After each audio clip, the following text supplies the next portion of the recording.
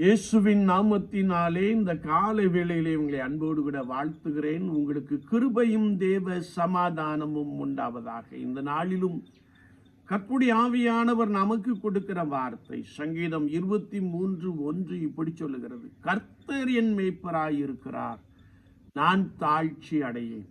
கர்த்தரை தெய்வமாய் கொண்டிருக்கிற ஜனம் பாக்கியம் உள்ளது என்று எழுதப்பட்டிருக்கிறது. யாரெல்லாம் கர்த்தராகிய இயேசு கிறிஸ்துவை தங்களுடைய மேய்ப்பனாக கொண்டிருக்கிறார்களோ அவருடைய வாழ்க்கையிலே குறைவு இல்லை என்று வசனம் மிக தெளிவாக கற்றுக் கொடுக்கிறது. நம் உலகத்தை பார்க்கின்ற பொழுது அநேகரை தங்களுக்கு ஏற்ப போதிக்கும்படியாய் ஏற்படுத்திக் கொள்ளுகிறார்கள் என்பதை நாம் நன்றாய் அறிந்திருக்க முடியும்.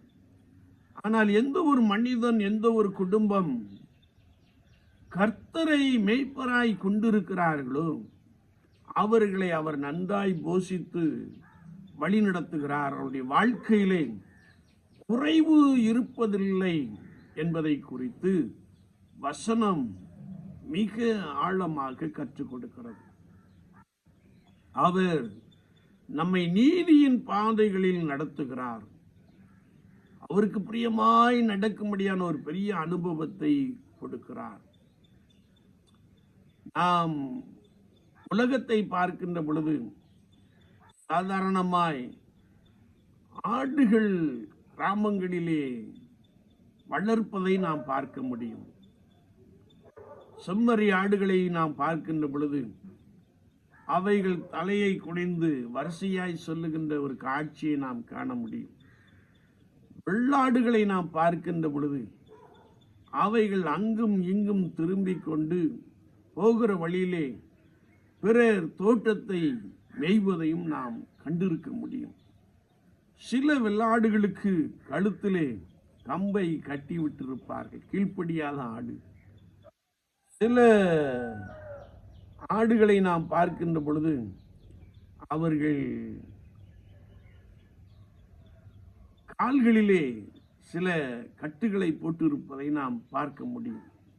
ஏன் இதை சொல்லுகிறேன் என்றால், நாம் வளர்க்கின்ற ஆடுகளிலே செம்மறியாடு மேய்ப்பனின் சத்தத்தை கேட்டு சரியாய் சொல்லுகிறதையும், வெள்ளாடுகள் மேய்ப்பனின் சத்தத்திற்கு கீழ்ப்படியாத தன்மையையும் நாம் காண முடியும்.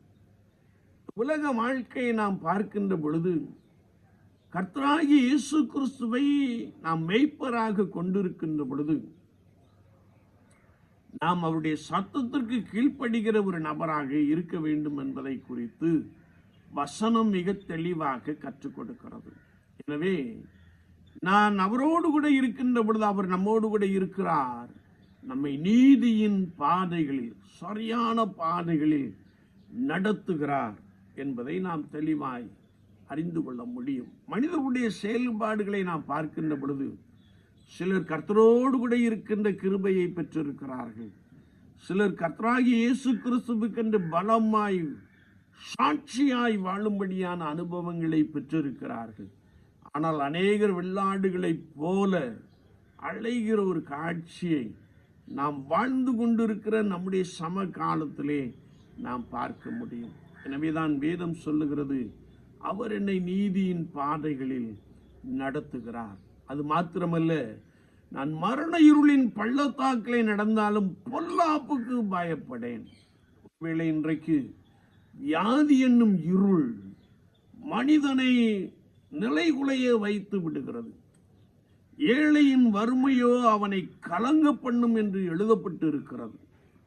ஒருவேளை வியாதியினாலே ஜனங்கள் பிடிக்கப்படுகின்ற பொழுது கலங்கி போகிற, திகைத்து போகிற ஒரு காட்சியை நாம் பார்க்க முடியும். ஐயோ, இந்த வியாதி என்னை கொன்று போடுமோ என்று சொல்லி பயப்படுகிற அநேகரை நாம் காண முடியும். கொரோனா என்ற வியாதி வந்த போது அநேகர் பயந்து அலறின காட்சியை நாம் தெளிவாய் அறிந்திருக்கிறோம். ஆனால் யார் கர்த்தரை மேய்ப்பராய் கொண்டிருக்கிறார்களோ அவர்கள் மரண இருளின் பள்ளத்தாக்களை நடந்தாலும் பொல்லாப்புக்கு பயப்பட மாட்டார்கள். ஏனென்றால் அவர்களுக்கு ஒரு நம்பிக்கை உண்டு, இந்த வியாதி என்னும் இருளின் மத்தியிலும், இந்த பலவீனம் என்னும் இருளின் மத்தியிலும் தேவன் என்னோடு கூட இருக்கிறார். அவர் என்னோடு கூட இருந்து என்னை பலப்படுத்துவார். அவர் என்னோடு கூட இருந்து எனக்கு ஒரு அதிசயத்தை செய்வார் என்ற நம்பிக்கை உடையவர்களாக வியாதியின் கட்டுகளில் இருந்து கர்த்தராகிய இயேசு கிறிஸ்துவினாலே விடுவிக்கப்படுகிறவர்களாக காணப்படுகிறார்கள் என்பதை குறித்து சங்கீதக்காரன் மிக தெளிவாக எழுதி வைத்திருக்கிறார். நான் மரண இருளின் பள்ளத்தாக்கிலே நடந்தாலும் பொல்லாப்புக்கு பயப்படேன், தேவரீர் என்னோடு கூட இருக்கிறீர் என்று சொல்லுகிற ஒரு வார்த்தையை நாம் வாசிக்க முடியும். ஒருவேளை நீ வியாதியின் படுக்கையிலே கிடக்கலாம், வியாதி என்னை உருக்குலை செய்து விடுமோ என்று சொல்லி நீ பயந்து கொண்டு இருக்கலாம். வியாதி நிமித்தமாய் நாங்கள் எல்லா சம்பத்துக்களையும் இழந்து போனோமே, இன்னும் வியாதி குணமாகவில்லையே என்று சொல்லி நீ அழுது கொண்டு இருக்கிற ஒரு நபராய் காணப்படலாம். பயப்படாதே. மரண இருளின் பள்ளத்தாக்கிலே நடந்தாலும் கர்த்தராகிய இயேசு கிறிஸ்துவை நீ மேய்ப்பராக கொண்டிருக்கின்ற பொழுது, தெய்வமாக கொண்டிருக்கின்ற பொழுது ஆண்டவர் உன்னை விடுவிக்க வல்லவராக இருக்கிறார். வியாதியை உன்னை விட்டு விலக்குவேன் என்று சொன்னவர் உன்னிடத்தில் காணப்படுகின்ற வியாதியை உன்னை விட்டு தூரமாக்குகிறார். உனக்கு அற்புதம் செய்கிறார். அது மாத்திரமல்ல, உன் சத்துருக்களுக்கு முன்பதாக அவர் ஒரு பந்தியை ஆயத்தப்படுத்துகிறார். உன் தலையை எண்ணெயால் அபிஷேகம் பண்ணுகிறார் என்று வார்த்தை சொல்லுகிறது. என்னை கேட்டுக்கொண்டு இருக்கின்ற என் அன்பு சகோதரனே, சகோதரியே, நீ எங்கே வெட்கப்பட்டு தலை குனிந்தாயோ அங்கே ஆண்டவர் உன் தலையை உயர்த்தி உன்னை ஆசீர்வதிக்க, உன் சத்துருக்களுக்கு முன்பதாக ஒரு பந்தியை ஆயத்தப்படுத்தி உன்னை பரிசுத்த ஆவியினாலே எண்ணெயினாலே அபிஷேகம் பண்ணி உன்னை உன் சத்துருக்களுக்கு மேலாக உயர்த்த போதுமானவராக இருக்கிறார். அது மாத்திரமல்ல, உன் நாள் எல்லாம் நன்மையினாலும் கிருபையினாலும் அவர் உன்னை பலமாய் நிரப்ப போதுமானவராக இருக்கிறார். எனவே ஒவ்வொரு நாளும் நாம் சொல்லுவோம், கர்த்தர் என் மேய்ப்பராய் இருக்கிறார், நான் தாழ்ச்சி அடையேன். கர்த்தர் என்னை நடத்துகிறார், எனக்கு குறை ஒன்றும் இல்லை. அவருடைய தேவைகள் எல்லாவற்றையும் சந்திக்கிறார். அவர் என்னோடு கூட இருந்து என்னை பலப்படுத்துகிறார். அவர் என்னோடு கூட இருந்து என்னை தொடப்படுத்துகிறார். அவர் என்னோடு கூட இருந்து எனக்குள்ளே பலத்த அற்புதங்களை செய்கிறார் என்று சொல்லி நாம் அந்த விசுவாசத்தினாலே கர்த்தராகிய இயேசு கிறிஸ்துவை நோக்கி பார்ப்போம். அவர் வந்து உங்களை ரட்சிப்பார். அவர் உங்களுக்குள்ளே பெரிய காரியங்களை செய்வார். என்னை கேட்டுக்கொண்டு இருக்கிற என் அன்பு தெய்வ ஜனமே, விசுவாச வார்த்தையிலே கர்த்தர் என் மேய்ப்பராய் இருக்கிறார், எனக்கு குறை ஒன்றுமில்லை என்று சொல்லி ஆண்டவரை நெருங்கி சேருவோம். அவர் உங்கள் நடுவிலே பெரியவராக இருக்கிறார். அவர் உங்களை ஆசீர்வதிப்பார். நாம் ஜெபிப்போம்.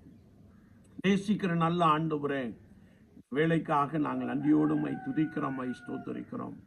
இந்த புதிய நாளில் உம்முடைய புதிய கிருபைகள் ஜனங்களை பலமாய் சூழ்ந்து கொள்ளும்படியாய் நாங்கள் வேண்டு நிற்கிறோம்.